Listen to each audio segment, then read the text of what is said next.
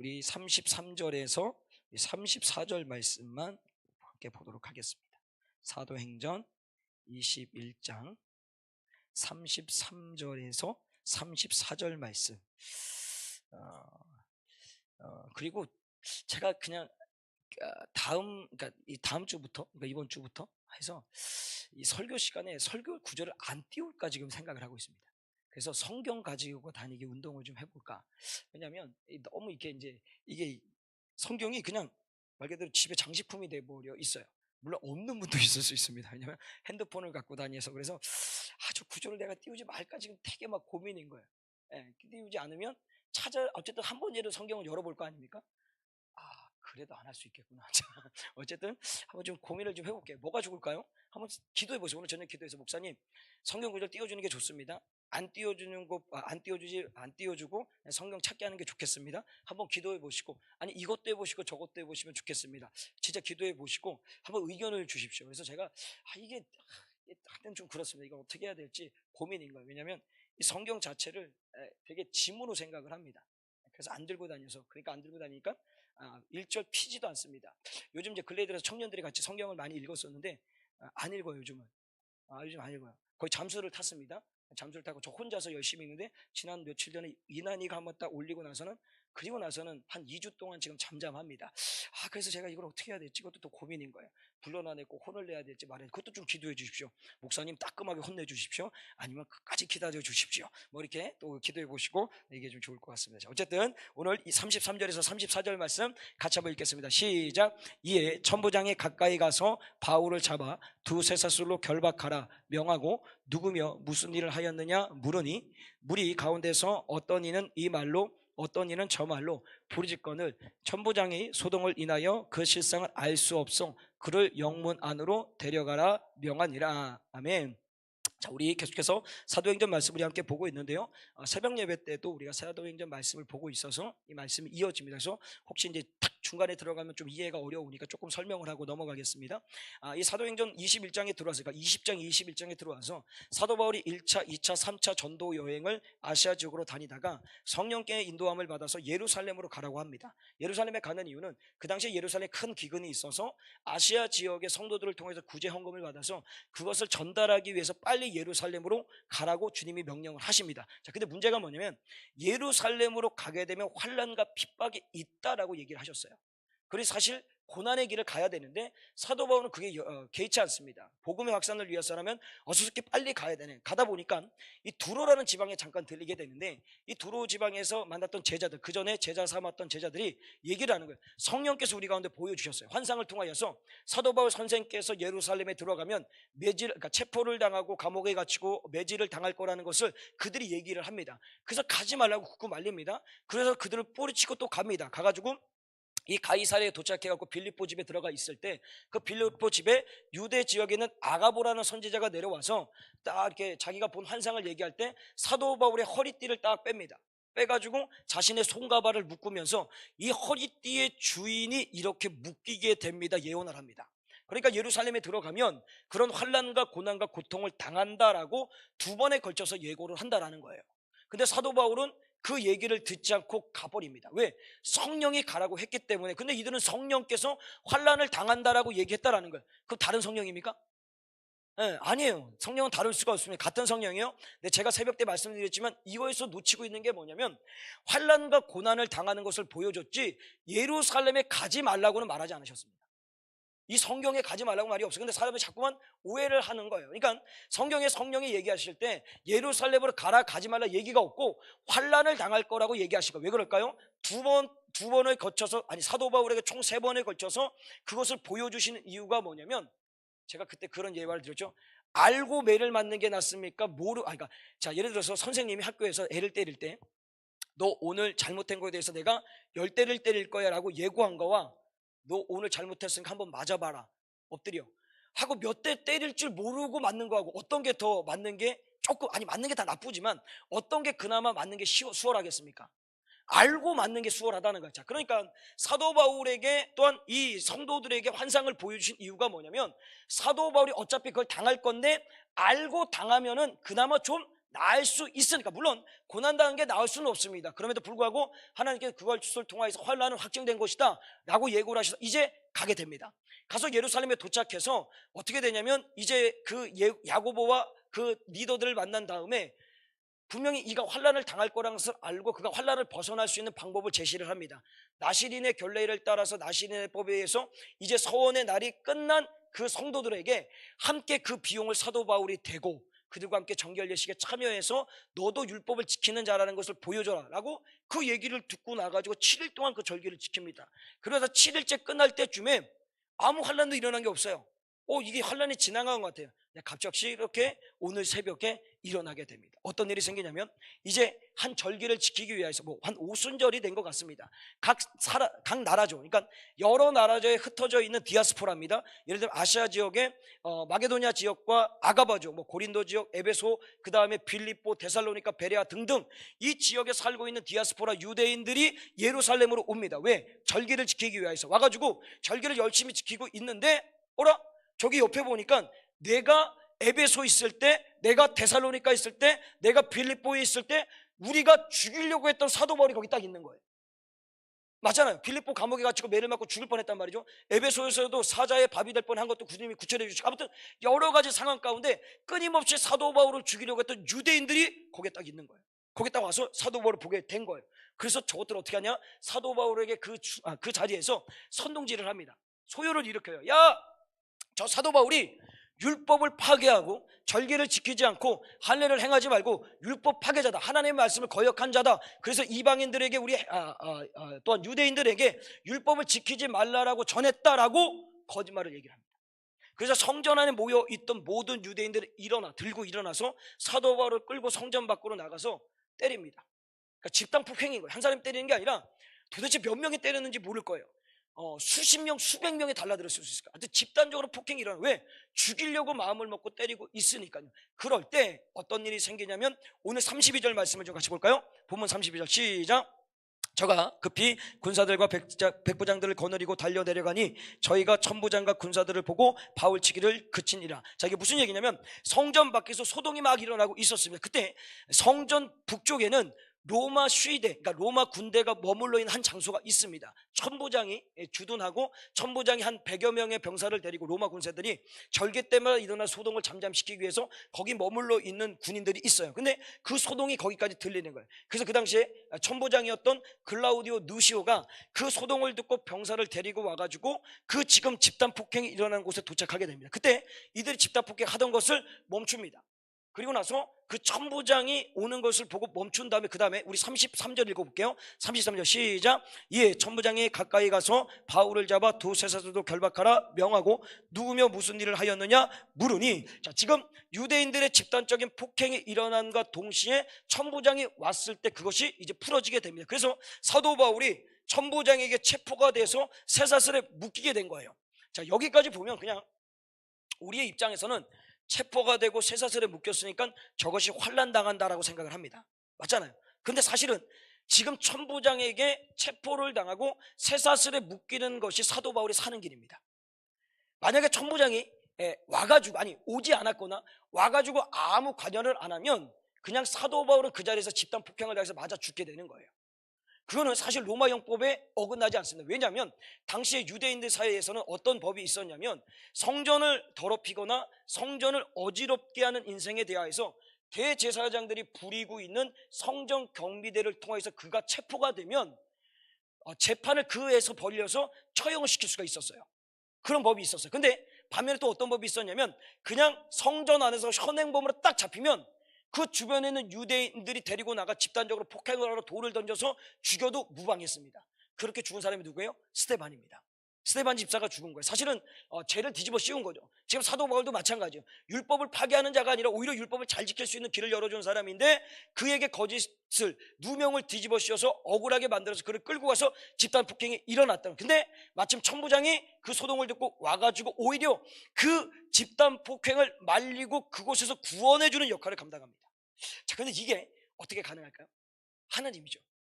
하나님께서 사도 바울이 죽어가는 걸 보시고 천부장을 일으켜 세워서 그곳에 보내셔 그가 집단적으로 맞는 자리에서 살 수 있도록 길을 열어주신 거예요. 누가요? 하나님이 도우셨다는 거예요. 왜 하나님이 그럼 도우십니까? 사도 바울을? 이유는 이거죠. 사명이 아직 남아있기 때문에.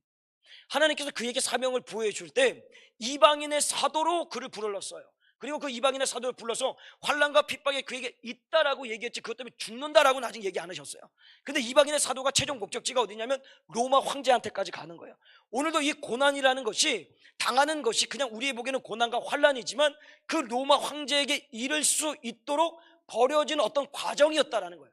그 고난이 과정이었다. 그래서 고난이 오히려 사도 바울이 뭐가 되냐? 유익이 되었어요. 왜 유익이 되었냐면 그냥 아무렇지 않게 꽃길을 걷어가다가 예를 들자면 로마 황제를 만났을 쯤에 환난을 당하면요 그냥 거기서 주저앉을 수밖에 없어요. 이게 무슨 얘기냐면 끊임없는 환난을 그에게 주신 이유가 뭐냐면 그가 환난 당하고 나면 죽어봐라 이게 아니라 사도 바울이 그 환난을 통해서 하나님이 구원해 주시는 은혜를 누림을 통하여서 그 믿음과 신앙이 점점 어떻게 돼요? 견고해지기 시작합니다. 그래서 죽을 고비를 그러니까 그러니까 죽음이 내 앞에 찾아온다 할지라도 그가 절대로 흔들리지 않은 것이 그가 대단해서가 아니라 하나님이 그 과정 속에서 그 신앙과 믿음이 흔들리지 않을 수 있도록 만들어 가고 계셨던 거예요. 오늘도 그 고난이라는 것이 환난이라는 것이 그 사도 바울이 온전하게 로마 황제까지 이를 수 있도록 그 신앙과 믿음을 견고하게 만드는 하나의 과정 속에 있었다라는 겁니다. 우리도 동일합니다. 우리의 믿음의 사람에게 있어서 자 우선 사명이라는 것이 우리에게 주어집니다. 항상 사명이라 얘기하면 내가 저 아프리카로 가야 되는가? 저기 체첸 지역으로 가야 되는가? 막 이런 생각하는데 아니에요. 그런 것만 얘기하는 게 사명이 아닙니다. 제가 언제죠? 언제 설교지 기억도 안 나요. 하도 설교를 많이 해가지고 아무튼 최근에 설교 중에 사명이라는 것은 여러분의 가정도 사명이고요 직장, 사업장, 우리 교회에 맡겨진 모든 것들이 다 사명이라는 거예요. 근데 그 사명이라는 것을 주님께서 맡기셨고 여러분을 통해서 가정에서 직장에서 사업장에서 교회에서 하나님의 나라가 이루어질 수 있도록 여러분을 한 사람 한 사람 구원하셨고 불러 지명해서 이 자리에 놓으셨다라는 자 그런데 만약에 그 사명을 내가 거절하거나 내가 멀리하거나 내가 안 하겠다라고 돌아서면 하나님이 도우실까요? 안 도우실까요? 그 인생 안 도우십니다. 오늘 사도 바울이 도운 이유는 뭐냐면 사명이 아직 남아있기 때문에 주의 나라를 위해서 주의 영광을 위해서 해야 될 일이 있기 때문에 그의 고난 속에서 건져내시고 더 나아가서는 그 사명의 길이 가는 것이 여러분 사명자가 평탄한 거 맞습니까? 여러분 가정에서 매일 360을 24시간 매 분초마다 행복해 이러고 사시는 분 없잖아요. 다툼도 있고 갈등도 있고 뭐 직장에서도 사업장에서도 사실 심지어 교회 아니 오히려 교회가 더 심할 수도 있습니다. 왜? 죄인들이 아주 집중적으로 모여있는 그 장소이기 때문에 교회는 당연히 문제가 있을 수밖에 없어요. 다 가장 각층에 다 생각이 다르고 삶의 경험이 다르기 때문에 의견도 다르고 말도 다르고 이 사람 얘기 저 사람 얘기 똑같은 상황에 만들어서 어떤 집사님 두 분이 오면 똑같은 상황인데 이 사람 얘기가 완전 달라요. 이해되십니까? 왜냐하면 삶의 경험 모든 것을 다 자기가 주관적으로 생각하기 때문에 자기 입장으로만 얘기를 한다는 거예요. 절대로 남의 입장을 먼저 대변해 주지 않습니다. 남의 이름을 빌려 가지고 얘기하는 것도 자기 얘기예요. 그래서 이거예요. 제가 호영미 권사님에 대해서 뭐 예를 들어서 내가 손창 권사님께서 아니 호영미 권사님 그러던데요 목사님 설교하실 때 말이 너무 빠르다고 좀 말을 좀 천천히 했으면 좋겠대요 라고 제가 얘기를 했어요. 손창 권사님한테. 내가 누구한테 들었다고요? 호영미 권사님한테. 근데 그 얘기가 누구 얘기가 내 얘기예요. 이해되세요? 그러니까 자기 얘기를 남의 이름을 빌려갖고 자꾸 던다라는 인생들이 있다라는. 그냥 내가 얘기했다고 해요. 내 의견이라고. 왜 그게 두려워하십니까? 그럼 말을 하지 마세요.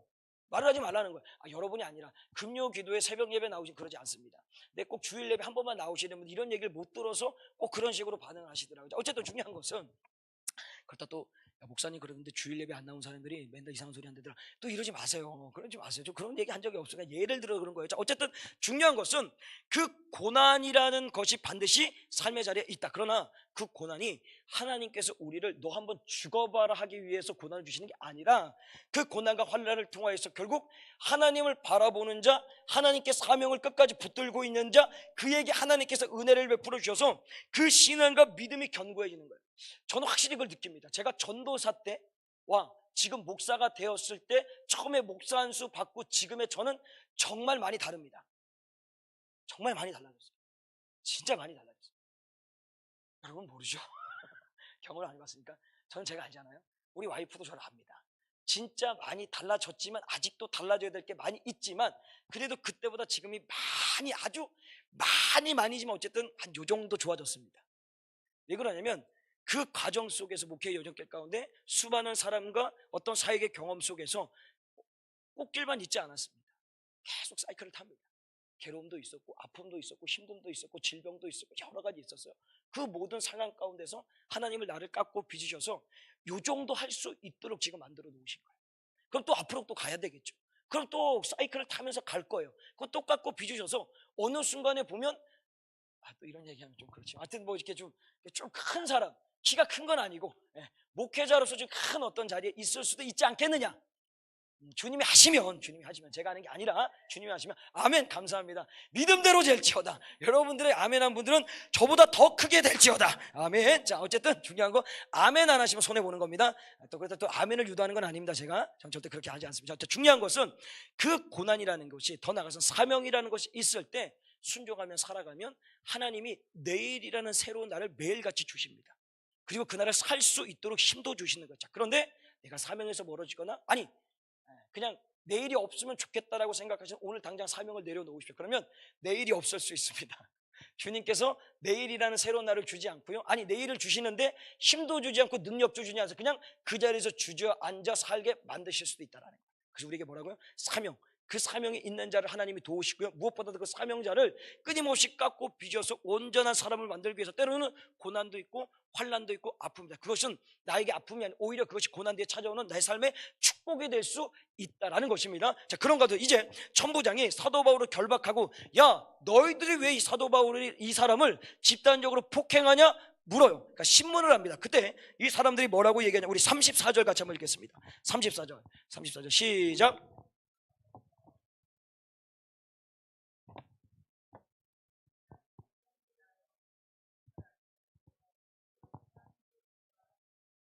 자, 참부장의 물음에 많은 사람들이 예 맞아요 사도 바울은 이랬어요 저랬어요 맞아요 이렇게 했고 저렇게 해서 그래서 맞아야 됩니다 얘기를 하는데 그 얘기에 일관성이 없습니다.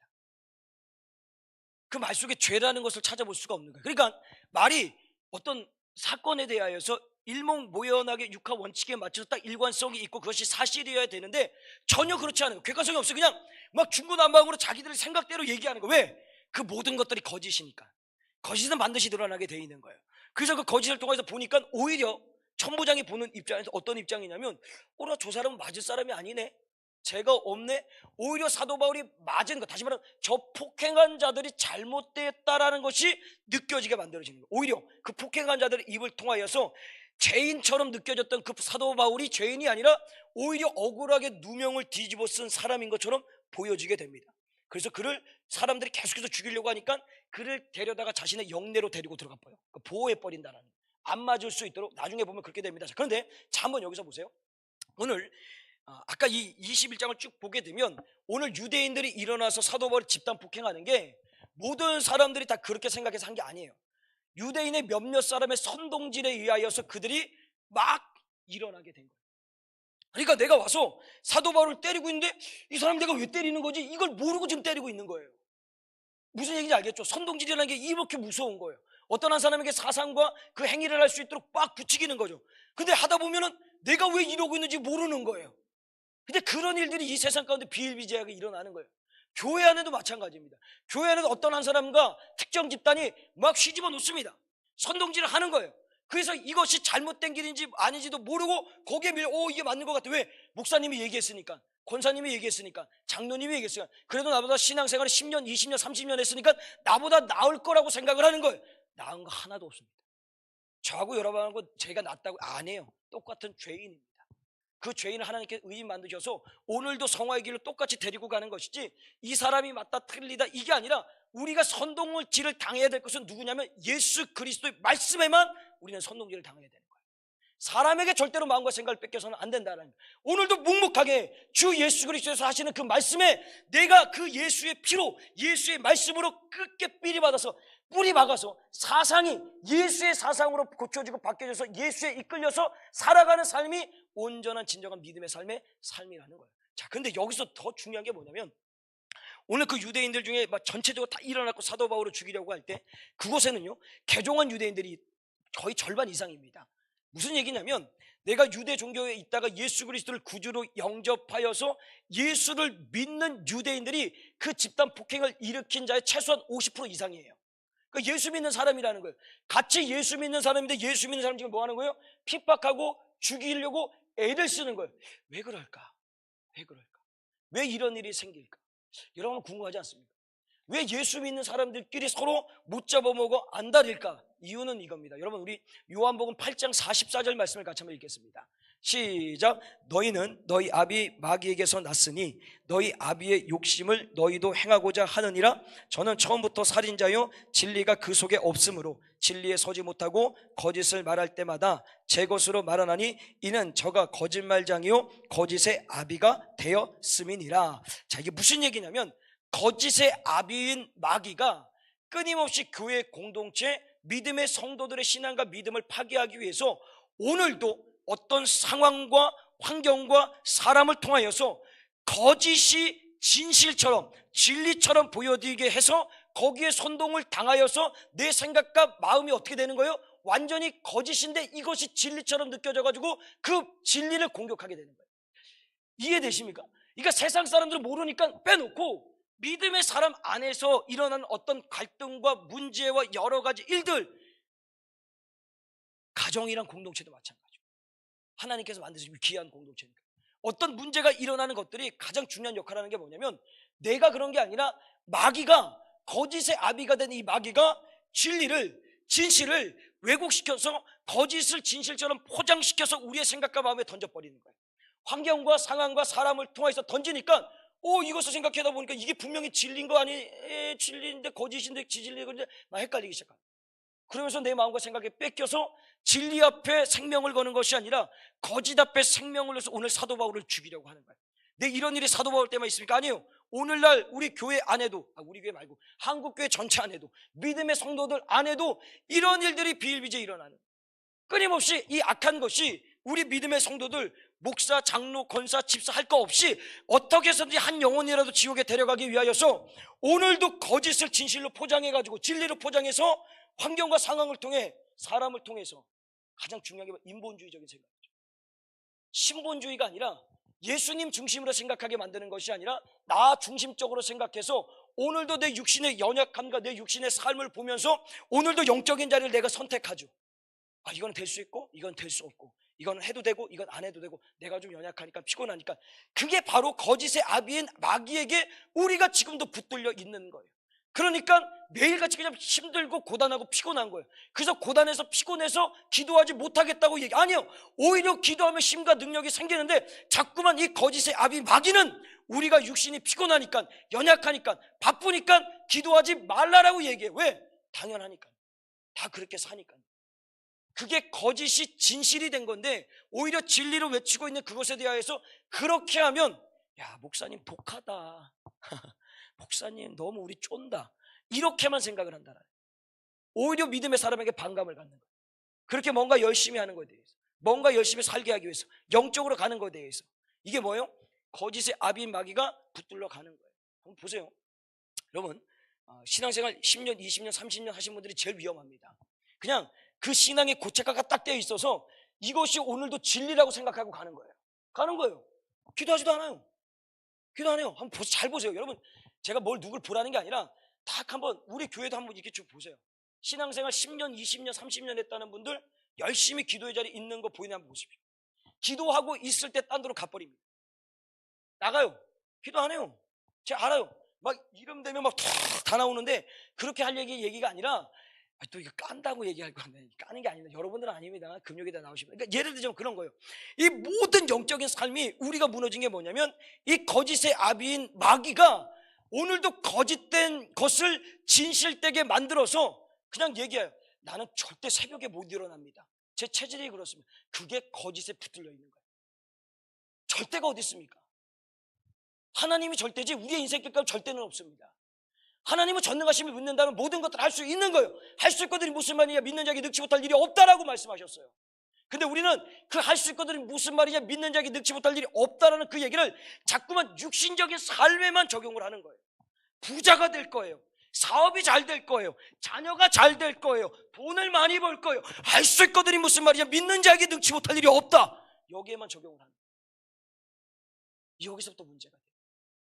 하나님은 어디 성경에 할 수 있거든이 무슨 말이냐, 믿는 자에게 능치 못할 일이 없다, 부자가 된다, 사업이 성공한다, 자녀가 잘 된다, 이런 얘기 성경에 하신 얘기예요. 모든 것들이 다 영적인 얘기입니다. 영이 잘 돼야 되는 거예요. 영이 잘 돼야 육이 잘 되는 거예요. 사업이 잘 되고 자녀가 잘 되고 가정이 잘 되는 것은 가장 먼저 영이 잘 됐을 때 이것이 잘 되는 거예요. 만약에 영은 다 죽어 있는데 자녀가 육신적으로 잘 됐다고 합시다. 이게 잘 된 겁니까? 이게 악입니다. 그러니까 거짓에 붙들려 있는 거예요. 차라리 공부 좀 못하고 학교 좀 좋은 데 못 가더라도 오늘 예수 더 잘 믿고 예수한테 붙들려서 예수한테 무릎을 꿇고 있는 그 자녀가 진리인 거예요. 근데 우리는 자꾸만 반대로 생각하잖아. 왜요? 거짓의 아비, 마귀가 우리 생각과 마음을 그렇게 지배해버리는 거예요. 그래서 오늘도 그것이 진리인지 알고 거짓에 매여서 쫓아가다 보니까 내 삶이 자꾸만 어떻게 돼요? 무너지기 시작하는 거예요. 오늘 그것을 우리에게 보여줘요. 그래서 주님은 우리에게 뭐라고 말씀하시냐면 우리 베드로전서 4장 7절 말씀을 같이 한번 보겠습니다. 베드로전서 4장 7절 말씀 시작. 만물이 마지막에 가까웠으니 그러므로 자, 넘겨주세요. 그 다음 거 마지막 절 마지막 거요. 자, 읽겠습니다. 시작. 만물의 마지막에 가까웠으니 그러므로 너희는 정신 차리고 근신하여 기도하라. 제일 중요한 게 이겁니다. 우리가 이 마지막 때에 주님 오시는 그날까지 우리가 그 거짓의 아비인 마귀에게 붙들려 살지 않고 내가 오로지 진리 안에 붙들려 살 수 있는 방법은 정신 차리고 근신하여 기도하는 것밖에 없습니다. 기도해야 되는 거예요. 그래서 기도해야 되는 거예요. 그래서 기도해야 되는 거예요. 근데 이 얘기도 그냥 남의 얘기로 들립니다. 소기의 경읽기로 듣는 분들이 있다라는 거예요. 너무 안타까워. 우리 공동체가 이제 다음 주부터 어쨌든 영적인 여정길을 가는데 뭐 많이 나오냐 적게 나오냐 저는 거기에 연연해요. 연연해요. 연연해요. 나도 인간이에요. 사람이에요. 근데 연연하지 않아요. 중요한 건 뭐냐면 처음에 결단했으면 좋겠습니다. 무엇을 하든지 간에 자 예를 들어서 교회에 어떤 일이 있습니다. 이 일을 할 때 기도가 먼저 됐으면 좋겠습니다. 목사님 저 기도해야 돼서 이거 못하겠습니다. 기도하십시오. 안 해도 됩니다. 기도하고 나서 하겠습니다. 하십시오. 기도하는데 이 기도의 분량이 안 차서 아직까지 못하 괜찮습니다. 하지만 만약에 이랬어요. 제가 셀장 하는 것이 기도하는데 방해됩니다. 내려놓으십시오. 그렇게까지 얘기할게요. 왜냐하면 기도가 살 길이기 때문인 거예요. 기도를 해야 내가 이것이 무엇인지 그러니까 진리가 진리인지 거짓이 진리가 둔갑이 돼서 나를 미혹하는지 알 수 있단 말이에요. 그러니까 다시 한번 여러분들 제가 간곡하게 부탁드리는 건 기도하십시오. 기도의 시간을 절대로 양보하지 마십시오. 기도의 시간을 빼앗기지 마십시오. 내가 기도하는 이 시간 때문에 교회에 어떤 일 때문에 기도를 못한다? 하지 마십시오. 안 해도 됩니다. 기도하고 나셔서 하나님이 주시는 힘과 능력으로 그것을 하십시오. 근데 주일날 다 안 하겠다고 이제 목사님 저 이것도 안 하고 저것도 기도하겠습니다. 괜찮습니다. 뭐 교회 맞잖아요. 뭐 이거 없으면 어떻게 마이크 없으면 어떻게 일상으로 하는 거예요. 방송 안 하면 어떻게 해요? 괜찮아요. 주님만 살아서 역사하시고 우리와 영만 소생케 될 수 있다면 환경 상황 무슨 상황이 있겠습니까? 여러분이 살 수만 있다면 우리가 영원히 영원토록 영생의 자리에 갈 수가 있다면 무엇이 더 중요하겠습니까? 기도하는 게 중요합니다. 모든 것을 다 내려놓으시고 뒷전으로 보시고 가장 우선순위 기도로서 마지막 때에 이 거짓의 아비인 마귀에 붙들려서 여러분의 신앙과 영혼을 팔지 마시고 정말로 주님이 마지막 때에 내가 정신 바짝 차리고 깨어 기도함을 통하여서 내 영혼이 매일같이 소생케 되어지고 그 주님 손에 붙들려서 내 영원한 영적인 삶을 살겠노라 결단하는 이 밤 되시길 주님의 간절히 축원합니다. 우리 같이 한번 말씀을 생각하시면서 우리 같이 한번 찬양하고 함께 기도하겠습니다.